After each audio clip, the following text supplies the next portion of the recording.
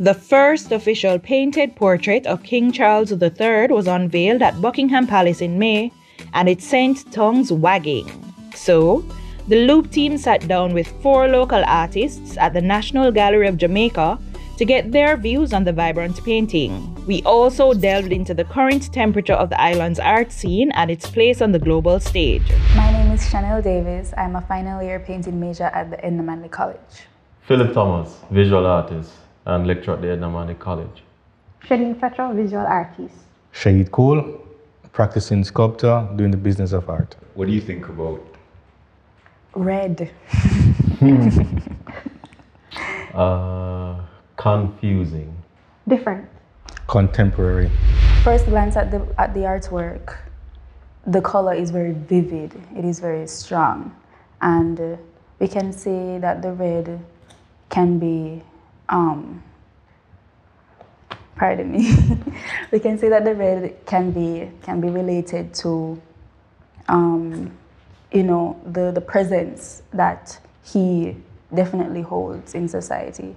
We can say that the red there is talk right now on social media. It's linking to either the wake of his surgery.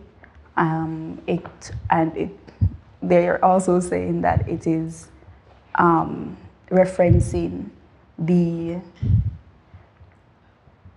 I don't know if I should say this. You can start if you want. It's being edited. So yeah. Okay, so the red is very vibrant, it's very present in the painting. It takes up about 80% of the work. You can see his face, you can see his hands, you can see the presence of the sword and the butterfly, but it takes over the whole painting.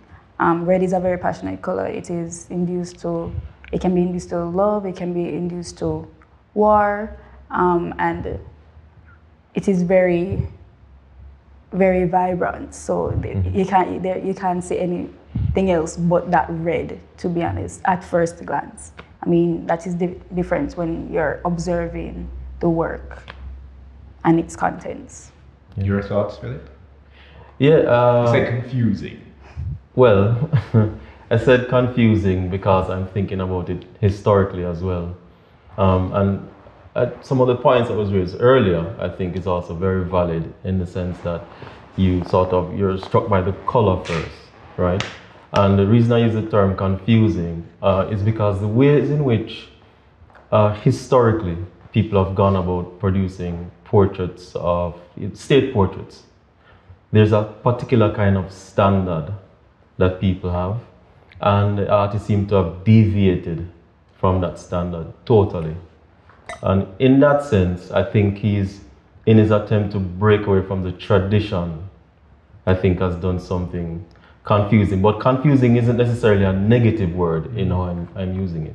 I'm just trying to figure out, breaking away from the tradition may be one thing, but what is the direction you're heading to with breaking away from that On that point, you said he's breaking from tradition. Is defying tradition not a good thing when you're doing portraiture for a royal, or is it that it's too different? It depends. It depends. We saw a similar thing when the portrait of Barack Obama was done. Kehinde. Yes, Kehinde Wiley also broke away from the presidential tradition because all of these state portraits have a particular standard. They're sort of, in the way citizenry have like a passport size picture, we all have a specific way it's done, right? Because it's a particular kind of requirement. It's the same thing for state portraiture. So whenever an artist deviates from that, it sort of strikes the society in a particular kind of way because we're so used to seeing state portraiture in one way. And I think in one sense the artist was clever in doing that, in the sense that it's certainly, it won't be a portrait that sits in the background with all the other portraits. Remember, the royal family has literally thousands of paintings from the Western canon. So all the so-called, great painters from the tradition is right there in that very same house. So how do you set that painting against, a Rembrandt or Velasquez or, whoever it might be? You know what I mean?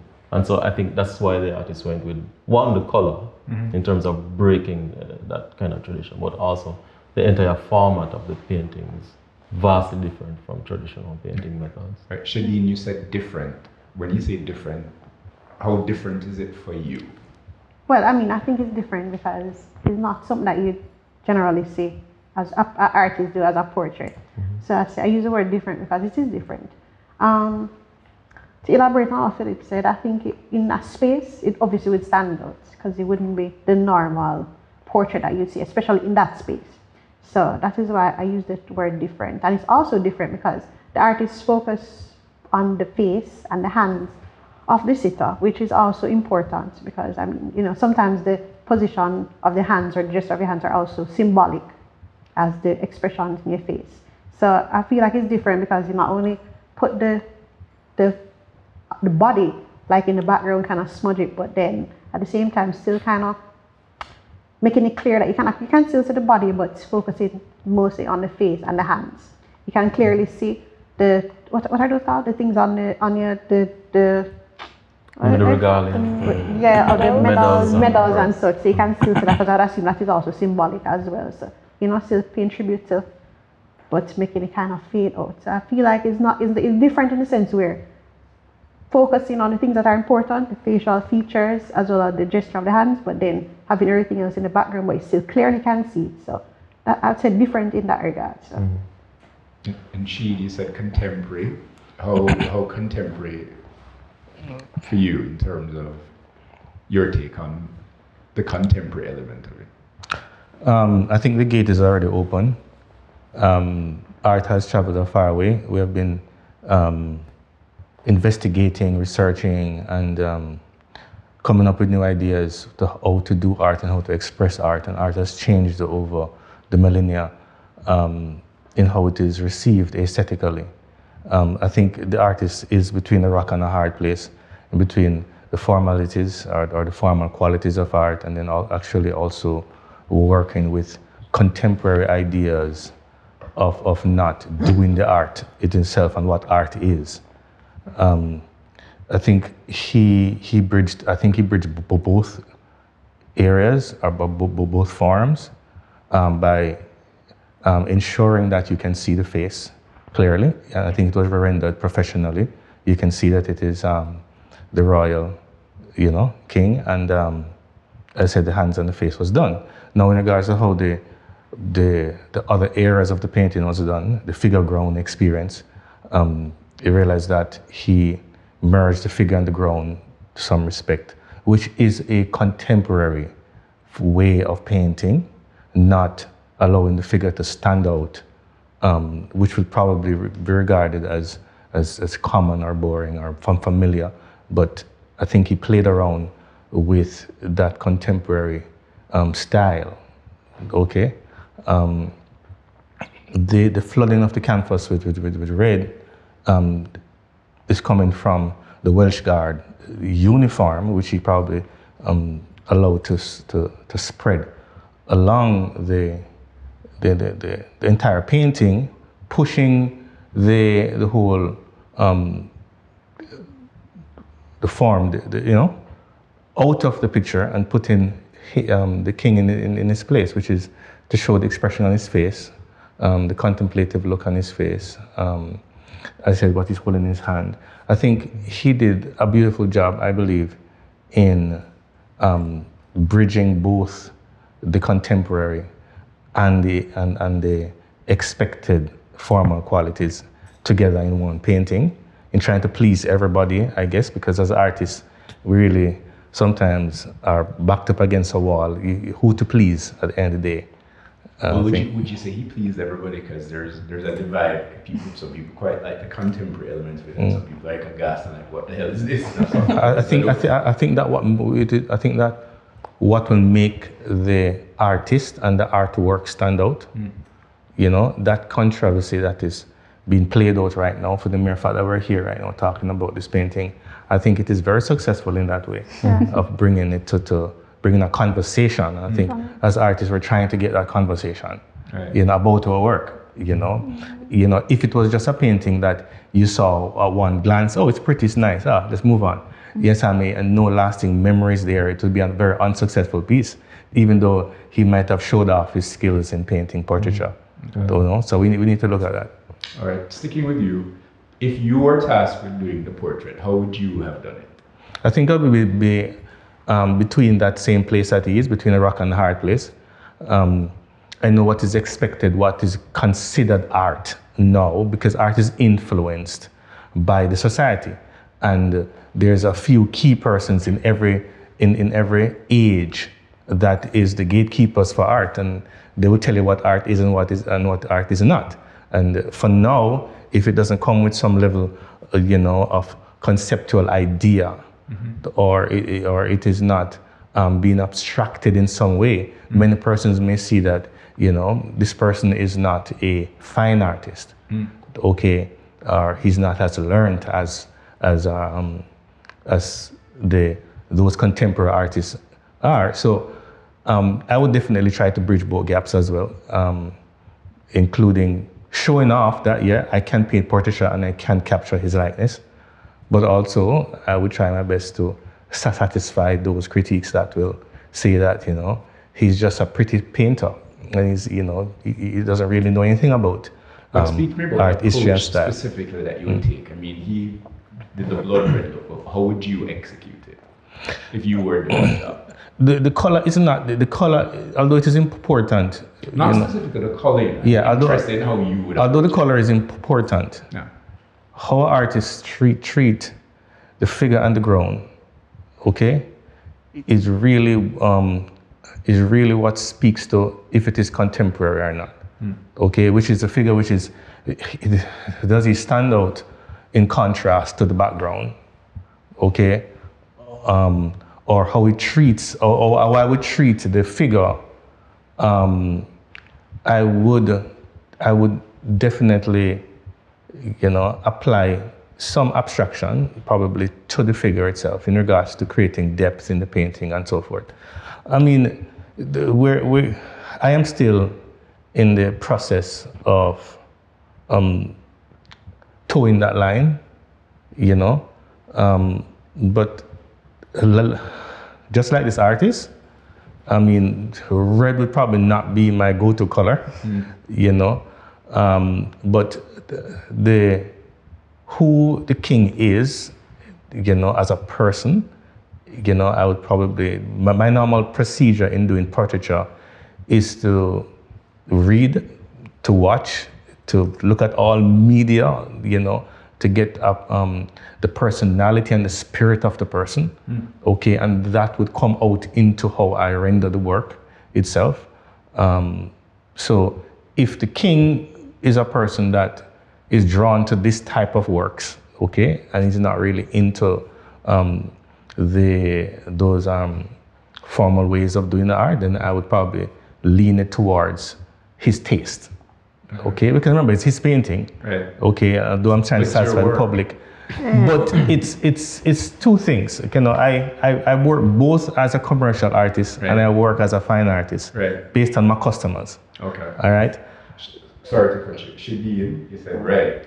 How would you have rendered it, and how do you feel about doing a portrait for a subject? Is it that the final result is to the pleasure of the subject, or is it about representing your art? I think it's about representing my art, because I'd assume that the subject would have come to me because he had seen the work before and knew that this is what I'll present. In the same way, I'm sure that they had approached that artist with the same thing, because his works are just like that. It's not like they would expect something completely different from what he did create, because when I did research and look at his previous works, his works are along that line. So obviously they had wanted something a little different or contemporary, so they decided to go with that artist. Sorry. So if I was approached, I probably would not paint, because I don't paint, I use wax. But I use my same technique, use the wax, and I'll just try to do it as best as I could. As it relates to that red, I understand that the red in the work is symbolic to the uniform. If I don't know that much about the uniform to speak on it, but if I research it and I find that, it's something that I could work with, then I probably would. I probably would not have gone full figure. I probably would more focus on his face, because that's what my works are like. So I probably would do it from that perspective. Like a bust type? Yeah, probably like a bust. I'm not sure if I'd go to a full bust, probably just like a headshot. But I would use my technique. As I said, I don't do painting. I tend to use wax and have like a build-up of colors.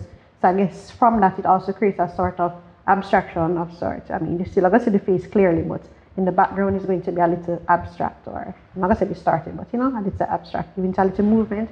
Not sure about the red, but as you say, if you read more, and I feel like when you sit with a person, sometimes I feel like colors sometimes tend to come to you.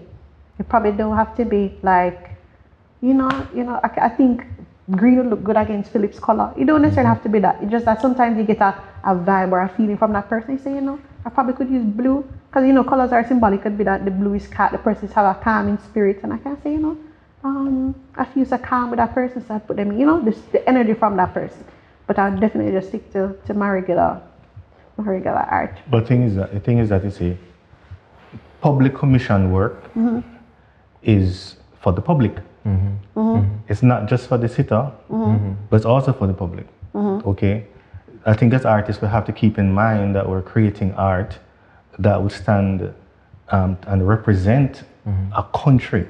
Especially like this one, it represents a king, and the king is over our country, is over. Sure. Yes, I mean, and therefore it should represent us as well. And I think it would be unfair for us as artists to just focus on our own personal. But why would they come to you though? They come to us because they expect a level of sensibility.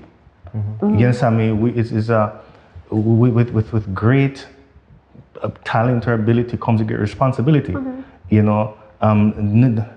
I think we have to be wise in how we use our giftings, but also to speak aesthetically to a nation. When we get public commission. Sticking point. The youngest person on the panel. I'm very curious to know what you think of his view as well in terms of art for commerce and art as a purist. As in its purest form. Yeah. Okay. There are some points I definitely agree with. There is commercial art and then there is fine art. And in this sense, I know Jonathan Yeo was probably trying to merge the two. And honestly, I think he was very successful. I think that you can definitely see him in his work, and the presentation of the king, representational. The features are quite like the likeness is very well. But I am concerned about the color and the presence it has in the audience that are viewing, not just his family, but the public. As a viewer, you have notations towards the color, the king, his presence in the country. And so one of the talking points I noted in the discussion following the art was somebody even said that it has hints of vampirism. Not only that, what do you think of that? I read somewhere that they mentioned bloodshed and the war that I mentioned earlier, that it's showcasing a resemblance to the violence that the monarchy may have on the public or on the spaces, not just their country but the world, and people have to take note of that. That's why I mentioned the importance of the color in the artwork. And I, as an artist, that is very important. You want to make sure that you direct the opinions of the audience when you're doing the work. So you're presenting, since this is very much commercial, this is very much a work that is done for a specific intention. You want to ensure that as an artist, you have the power to direct the opinions. And the color, the way it's done, it definitely directs the opinions of the audience in a specific direction that isn't very welcoming to most. But the king doesn't seem to have a problem with it, not really. And the artist is very pleased. I remember I was watching his process. He spoke with the king. He took his personality up into it. You can see from his facial expression that he's very calm. I remember him being quite funny, jokes in there and stuff. So his personality is very much in the painting, but that red is so strong. And so the opinions of the audience, especially those who are not very, their knowledge of the country is very hindered.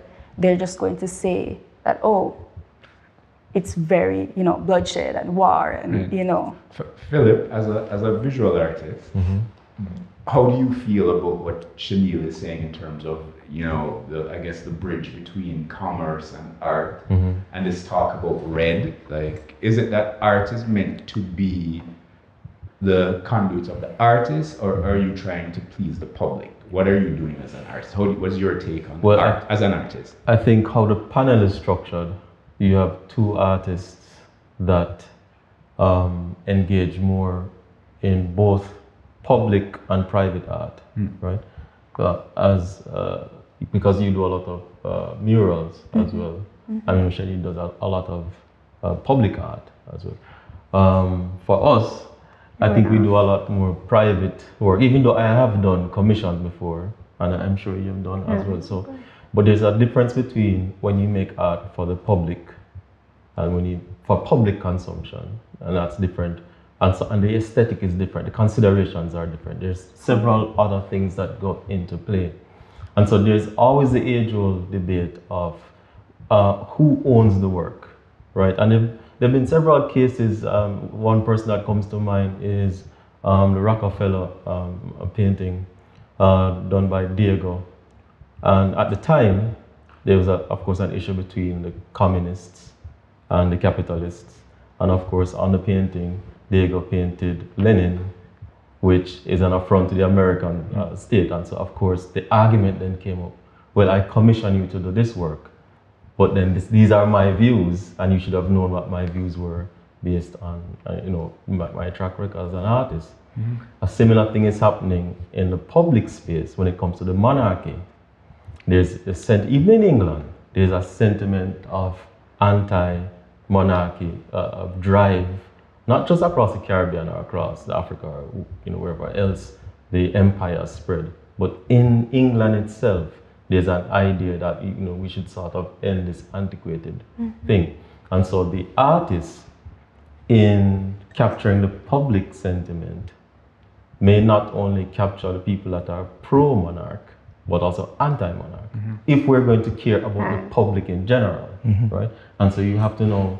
But then doesn't that hold true to what she said initially, to his reaction about it being very contemporary? So it's a reflection of the mood of the moment. The mood of the moment, and I would agree with that. Yeah, I would absolutely agree with that. Do you find the work offensive? And this is why I was confused about it, because it's, for me, and to answer the second question, if I was making that painting, I would have to consider my context, the context from which I'm making that painting, in the history of colonialism and the history of racism. And so if I was commissioned to do that, there is no way I couldn't fulfill just the natural idea of doing a commission. I would have to take into consideration the person that's making the work as part of the narrative of the work. So what would your rendering look like if you were doing the commission work for the team? They probably wouldn't take the painting. But it's also, I don't think it's an artist's right because you're an artist to be offensive. You know what I mean? It's being offensive is one of the easiest things to do as an artist. I think it's far more important to be contemplative. It's better to tell the truth about your feelings as opposed to seek just to be offensive or seek just. I think art is more important when you take that route of honesty. And it's up to the viewer. I mean, and this is why public works are so difficult, because it always tears the public apart. I mean, we see it with the monuments at Emancipation Park. Every time a public thing comes up, there's a division. And that's just the nature of public art. I was about to say, but isn't art also supposed to be a talking point? And is it supposed to cause conversation? Is it supposed to be telling the language of a story? It can be, and it should it. Well, let me rephrase. Should art always be straightforward? It depends on the country. Depends on the kind of art. For instance, if you look at art in North Korea, or art in Nazi Germany, or art in the Soviet Union, where it doesn't carry the same sort of considerations of art in democratic states, for instance, where you can literally go to prison for painting the wrong thing or doing, you know. So the ideas of freedoms are in art is different across culture, across people, across different times in art history. You know what I mean? And so it comes down to the context, it comes down to the history, comes down to the artist, it comes down to the subject. It's several things artists have to weigh all the time in producing public work. Shadil, what do you think of Jamaican artists' renderings of public art or commission art? Do you think that we are ahead of the curve? Do you think we're faithful in terms of trying to be true to, I guess, the subjects that we're doing? What do you think Jamaican artists do when they're in a flip side of when we're doing work to represent, I guess, or artistic take on things?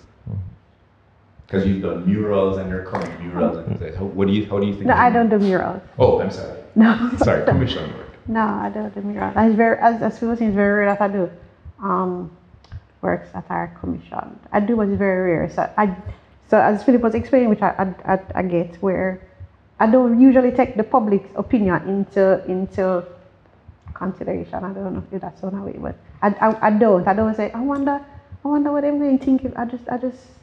I don't usually do that. I just do whatever. And I don't know if it happens to all artists. If I decide that I'm going to do something, me not care. I'm just going to do it. You understand me? I work with animal skin as well. And Pardon, repeat? I work with animal skin. Oh, okay. So I have two mediums. I have back and forth between using wax and I have animal skin. When I started using animal skin, usually the public opinion is my afterthought. Initially, I don't even consider, but then when it comes to presenting it in a public space, and I said, I don't know what I'm going to think about this, you know. But I use horns as well, and to obtain the horns is when I found out that people don't really, you know, why are you asking for things like that? And we ask you questions as to, because they just don't understand, why would you use skin? Why would you use horns? You know, so we have to take also into consideration your content and your context, because, you know, we come from Jamaica and we believe in all sorts of things. We're very superstitious as it relates. So, but honestly, I just usually present it to the public. I don't know, maybe I don't know if I get backlash. I just don't think about it in that way. But I know that the work in a space is very different. Sometimes you probably do associate with the work and you wonder, like, why would I use goat skin or horns or whatever? But it is, why do you use animal it is, skin? but I mean, it is to get a reaction out. I mean, there's just something in using a medium that had life. I know that sounds weird, but you know, there's just something very different about using something that had life. So outside of whatever it is that I would put on that skin, something already was created before. You know what I mean? I can stir that in whatever directions that I want to, but at the same time, I can't change it from the fact that this was what it was before. You know what I mean? I can add to it, but I can't change that. You know what I mean? So there's something about that just speaks to me. And no matter what I say, oh, you know, I just still use it regardless. You know what I mean? I try now to present it in a way that is more, easier for us to digest. Because usually I just get it, I scrape it, and you just see the hair, the brown, and that's it. But now I try to add a little color to it. So the presentation of it is more palatable. It's just easier for us to digest.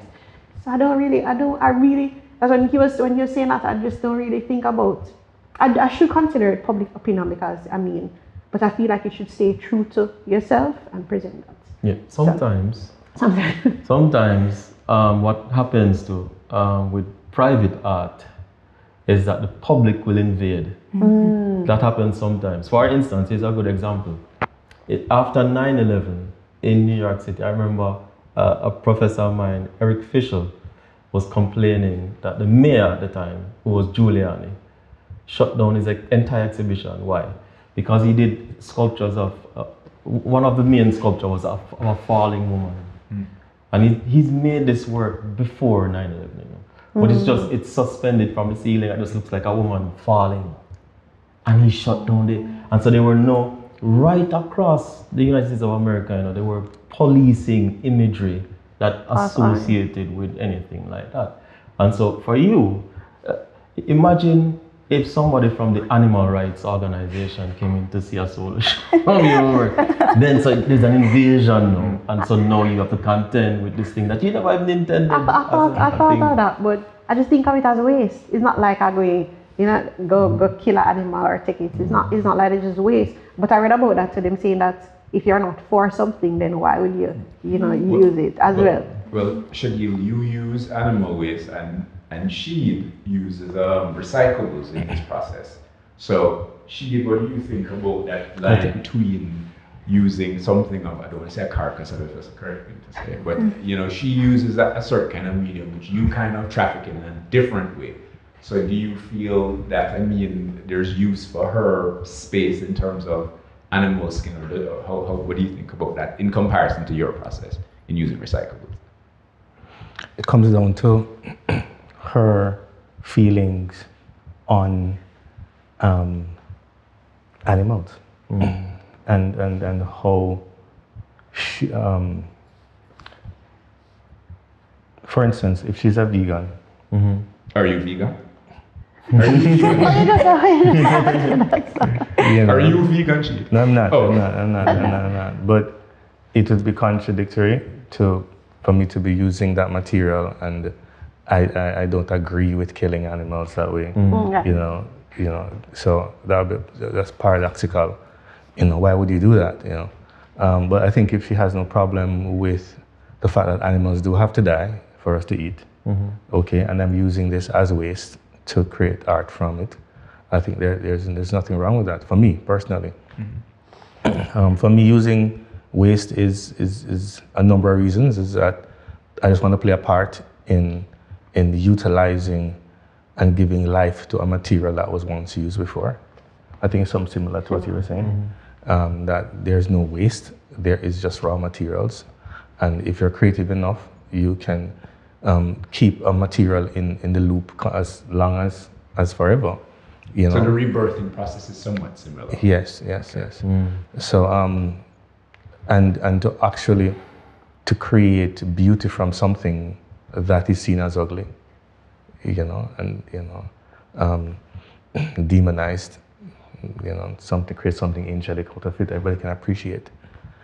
But in this context, every artist, I believe, have a specific role given by God. You have a role to play. And we need artists who are not in any way bullied or take bullying from the society or from persons with wealth or prominence, and they create personally from the irritation within them, and they express themselves. If you like it, yes or no, this is me right now, or what I am feeling, and this is the avant-garde of that what pushes the art to the next level. And it's important to have these keynote individuals in the milestone of the history of art. We're here, you see, the way I view the history of art is that it is the culmination of the aesthetic psyche of the human form, the human idea, the human presence. We all have a different aesthetic appeal. And through the ages, the art styles, okay, is coming from cave paintings that you just express what they wanted to put down from a spiritual way or whatever way they wanted to just put something down, and it was not created based on public opinion, I believe, but probably ritualistically. But over time, art got very tight and controlled, and schools were created to police art, and then there was a breakaway, you understand me, as the Impressionists and the abstract expressionists came, and then it came to a point where you have no art, no need for references. That's when abstract art came to be. And then you have Michael Duchamp, who is just ready-made. You pick up something, put it in you change the context of it by putting it in a gallery, sign it, and it becomes art. And then you have sculptures that are invisible sculptures. You know, so there always will be persons that draw to a particular style. And I've always encouraged my students that study art history. Something might jump out at you, you understand me? You may connect to a stream of consciousness like these guys or these women, and that's your way of expressing yourself. There's nothing new. There's absolutely nothing new. All you can do is to embellish it your way, but it has been there before, and I've carried it to the ultimate end, and now we're coming back around to, there's some people gonna like it's like something that is done, rendered realistically, and there's others that don't want to see any form of representation in the work. So in the big picture of what you're speaking of, how influential, or what do you think Jamaican art plays in the, I guess, within the history of the art world?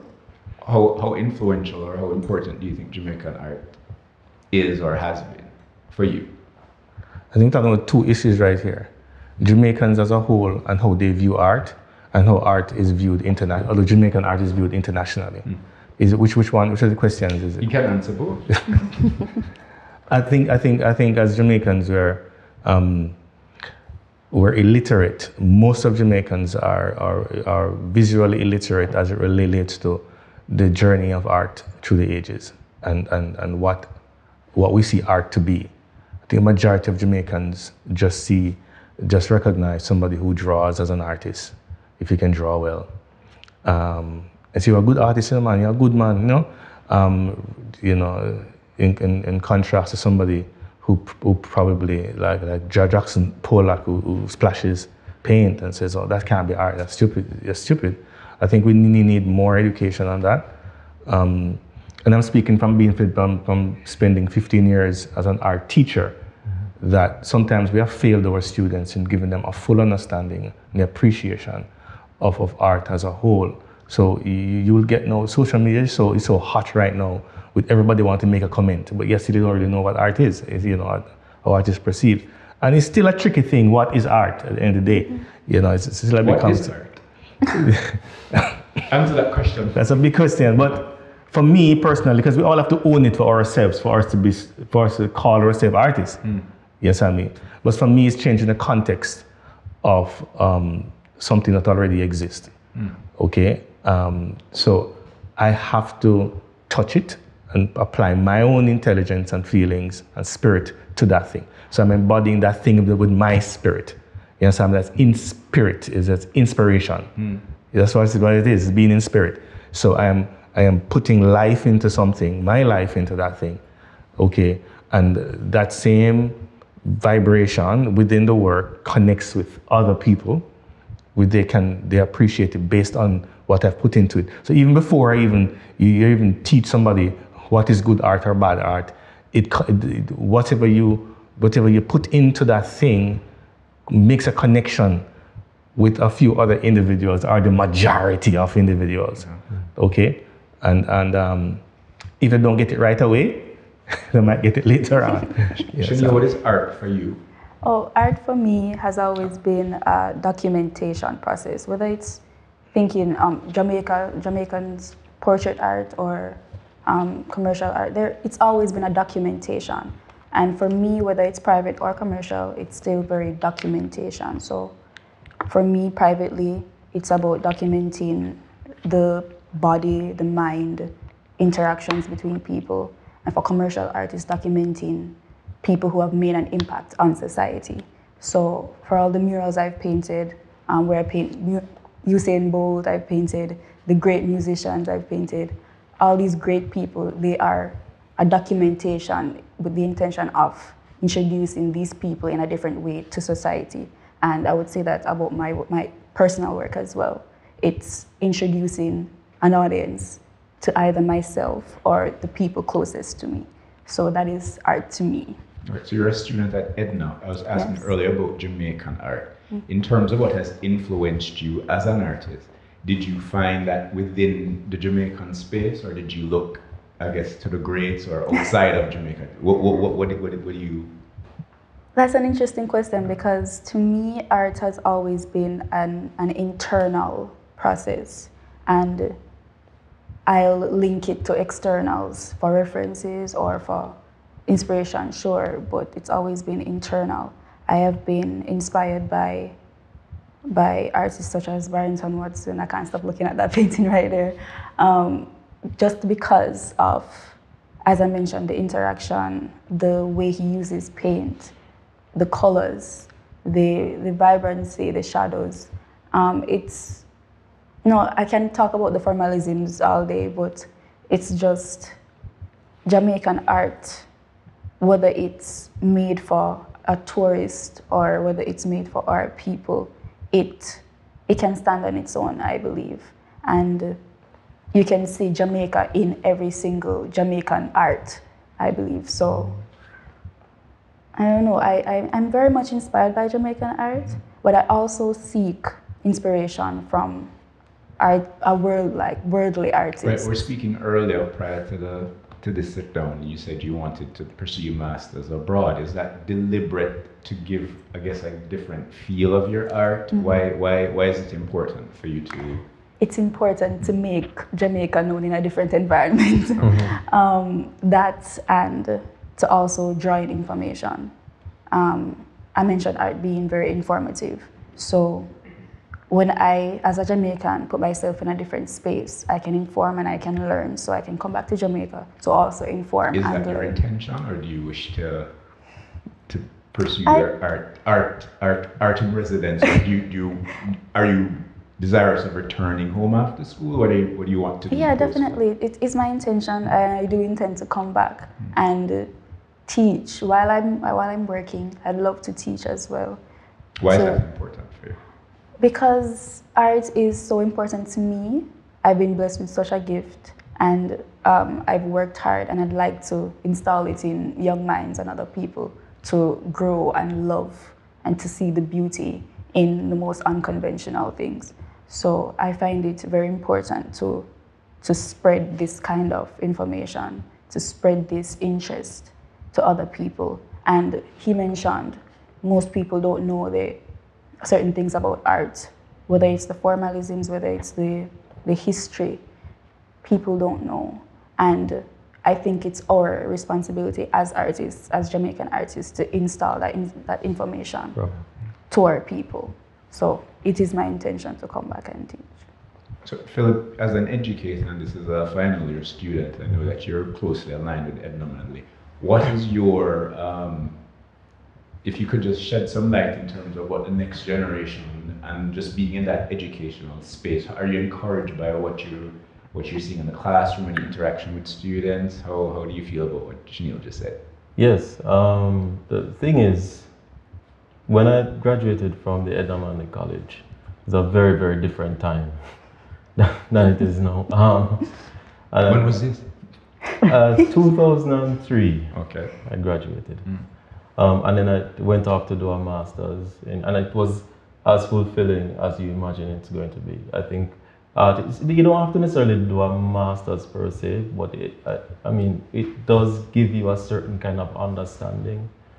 But also, I think what's even more important is to travel and see different things. And it gives you a perspective on yourself that you won't quite get just by sitting with yourself. You need to see yourself in a different context in order to really understand what it is that you're doing as an artist. And so even though as an educator, I am able to see what the next generation is going to be before they enter the world of work, I'm very encouraged, very, very encouraged. I mean, there was a time when, to be honest, there was a lull, a kind of a slowness, kind of slowness to the pace in which things were going, and then all of a sudden there's a kind of a increase. You can't revolution. Yeah. What do you attribute that to? What do you think has caused it? It's a very complicated thing to distill in one sitting. For instance, when COVID happened, it just as it broke, and we started to do that exhibition in December, and then all of a sudden, what exhibition? Biennial, which exhibition you're referring to? Right. So I do this exhibition in December at Olympia Gallery called "And I Resumed the Struggle," and that was just when COVID broke and everything was shut down, and then artists need a space to exhibit what it is that they were working on during this time, right? And that created a space where a lot of work was created, right? Because in one sense, it kind of slowed down the society, and people became way more introspective, and that gave a kind of gap for artists to really get something to look forward to. And so it was a really good moment, and that exhibition opened the door for a lot of other exhibitions, artist-led shows, not necessarily curators, formal institutions, but just artists organizing amongst themselves. And that was, I think, part of the reason that there was this like exponential rise in a lot of young people, just kind of producing a lot of works. So yeah, I'm very encouraged by the things I'm seeing now, and how, I mean, I learn from my students all the time in how they're seeing things and how, from their vantage point, and I think of it as a vantage point because they have completely different eyes than I do. You know what I mean? So it's how are they seeing the world now, and I can say, you know, well, I've seen this before. Maybe if you think about it this way, and it's kind of a guide. As I was saying earlier before we started rolling the cameras, I don't necessarily like to interfere with my students in that sense. I kind of try to learn how they're seeing and try to aid them in their own sight. That's the best I can do, as opposed to telling them what to make and how to make it. And you know what I mean? I try not to interfere with them too much. I'm going to leave you with the final question, Shadil. So, as a Jamaican artist, in this particular time, at this moment, what do you think the temperature of Jamaican art is for you versus your journey from where you've come from to now? I mean, okay, to elaborate on what Philip said earlier about and I resumed the struggle exhibition that they had. It actually gave you something to look forward to. It's like something to prepare for. Because I was a part of, they had invited me to do, I think I did three years of this series. And it really did give you something to look forward to. And even just, and I resumed the struggle, even if you're taking it literally and saying, you know, let me look into that, you know, it actually empower you to do something. So basically, to answer your question, I feel like art is going in a positive direction. I would consider myself to be a contemporary artist. So the students coming out of Edna per se, when you see them, and sometimes they are part of the series that Philip created. When you see them come in, you just have to brace yourself because them coming hard, you know what I mean? So it's up to you to be relevant in that space and to try to yes, learn from them as well, but you have to make sure say stand up firm, because I tell you, them coming hard. So the direction of art, I think is positive. I feel like there's so much things for us to express ourselves with and through. And as Philip was saying, I feel like I was reading someone and he said that the self cannot be created in isolation. So to elaborate on what she was saying, it's best to put yourself in different spaces so you can see how it is that you react to the things that are around you, and you can also learn from that too. So whether that means you go to different countries and whether they're going to help you or aid you in whatever it is that you have going on, whether you need that me and Philip may have a conversation, it allows me to compare myself to Philip. I said, but you know, to learn more of yourself, not that you're going to try to be like, but it's just that you're going to learn so much more about yourself when you put yourself in a space per se. So I think the direction of art now versus where I'm coming from or where we're coming from, I feel like it's different now, it's positive. I feel like the generation now has become so in tune to the things that are around them and to themselves per se too. So I feel like the direction of art, we're going in a good and positive direction. So just a follow-up to what you said and what she had said earlier. Isn't the true mission of art always to provoke thought? Yes. Or no? Yeah, man, I think it is to provoke, but as Philip was telling me, I think there are boundaries that you should be mindful of. Because there's one thing to provoke art in a space here, and then I gotta carry something overseas and I'm provoking it there, then you know it probably can create something else. So I feel like maybe considering it now, I think you should provoke it.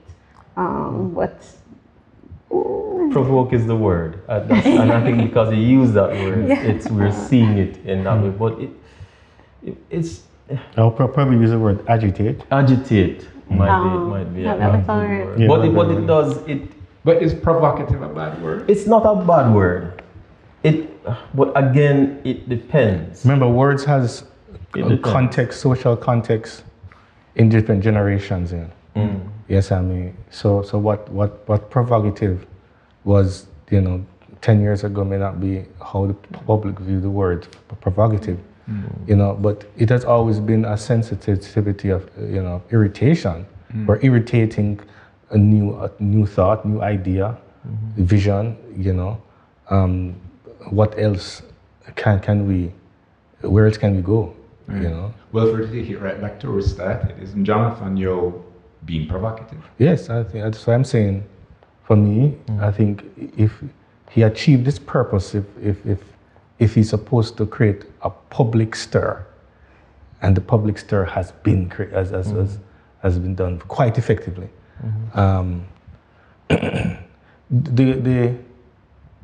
To talk about an art though, when you're not seeing face to face, probably is an injustice.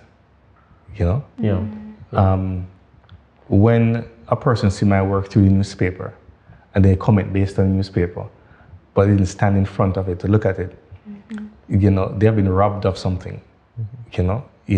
You create an audio visual experience and people only hear the audio, and then they comment based on that.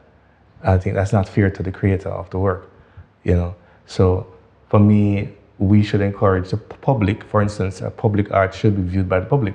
Come in and see it for yourself. Put it in a space that everybody can admire it, rather than close it up and then just send them a few pictures to look at it and say, what do you think about it? Volume makes a difference, scale makes a difference. Yep. You stand for something and like, wow, I never thought. I started a book all of this time. This thing is like 15 feet long. It swallows you up. It envelopes you. So I think as a people, I love to hear that art is taking a turn towards putting Jamaica on the map, and I really want Jamaica to be on the map when it comes onto the visual arts, incomparable to the music. I think all of us are heralds in that way, that we want it to go out there, want people to appreciate, but we also must bring our people to that place as well. I think it's our responsibility to educate. I think what's happening on the international market for Jamaican art is very good. I mean, just last year, the show that we have in December, so I did a Miami version of it. I might do the same thing again this year. The struggle. Yeah. So we opened 2 shows, one here in Kingston, one in Miami, right? But also, I think one of the things that we have to take into consideration is there are quite a few successful Jamaican artists that function between Jamaica and overseas. But it's more being a successful individual as opposed to nationality. A national understanding of But Jamaican a lot of artists don't want to be labeled, you're a Jamaican artist. Right, that's more global. That's a bad thing? Some people, okay. It's complicated. He's right in saying that. Why? Because, and this is normally when you are signed to a gallery or a dealership, right? And so what happens is that a lot of those people try to pivot your work in such a way so that the international audience understand exactly what it is that they're looking at. And so you get 2 things. You get either this idea of being a kind of an American version of a Jamaican artist, or you get the violent opposite, which is a kind of very native, almost primitive. Yes, and so you have these extremes on both ends, and artists have to somehow figure out, okay, what's happening here? So you operate within that space because you've done exhibitions abroad. Do you find respect accorded to you as an artist when you're abroad, or do you think that your Jamaican nationality also is a part of the conversation? Are you just seen as an artist, or are you seen as a Jamaican artist? Well, I think part of it is the particular kind of work I make. So I talk about Jamaica not from the identifiable things about Jamaica, but I talk about it from an external point of view, looking in, right? And so at first glance, they wouldn't readily know that I'm a Jamaican. And so, and that's the thing, is you have to consider yourself, am I a Jamaican artist, or am I an artist who happens to be Jamaican? And Which is more important, do you think? As an artist coming out of Jamaica, what should that thought of mine be when they're operating in the space internationally? Which of those two matter? it depends on your objective. It does depend on your objective. On the one hand, there are many artists. For instance, Barton was a good example of what I would consider a state artist, meaning an artist that works primarily in the idea of crafting the image of Jamaicanness. Right? Other artists sort of come at it from a different perspective, whereby they think about Jamaica not from the state vantage point, but more so from the idea of identifying, something a bit more ephemeral, something less political, let's say. And so all of these artists are in fact Jamaican artists. But as you can clearly see, Barrington was doing a specific thing, identifying Michael Manley at a particular time, at a particular place. And that sort of state representation you won't necessarily get from all the other, even though they might mean the same things, you understand? So it's how you think about, I want to identify through a particular kind of lens, be it nationalist or just as a civic responsibility, as a civic citizen, doing self-definition. Shani, what do you think about what Philip just said in terms of your representation as an artist? Is it important that you're an artist foremost or a Jamaican artist? I think I agree with everything he said, to be honest. Sometimes people find it difficult to separate their nationality from their identity. Some may think it's one and the same. Some would want to have specific to differentiate the specifics of their identity and the nationality. Going into an international space, I believe it's important to, I don't know, as an artist, I find it very difficult to not speak about where I'm coming from, my experiences, my interactions with other people. And that will key back to Jamaica because this is where I'm from. This is the context of my work, because I'm surrounded by Jamaica, whether it's the people, whether it's the space, I'm Jamaican. But I agree with him where sometimes you have to be subtle when you're going into an international space. You don't want them to be, oh, you're a Jamaican artist. Let me see you do a Bob Marley. Let me see you do a painting of, a Bob Marley or Usain Bolt. You want them to, I mentioned directing the intention or directing the response to the work. And I mentioned art being informative. So when an audience looks at a Jamaican work, you want them to approach it with an open mind, not just immediate or superficial Jamaican culture. You want them to look into the work to really understand what it means to be either the artist or just living in the space. So to me, when we're doing commercial works, it's not just about the face value, things that you see all the time. It's really about understanding an individual or the space that they're in. So it's very important to me to, while you can differentiate the artist and the space, it's unavoidable to mention Jamaica as you are a Jamaican artist. Okay. And that's where we'll So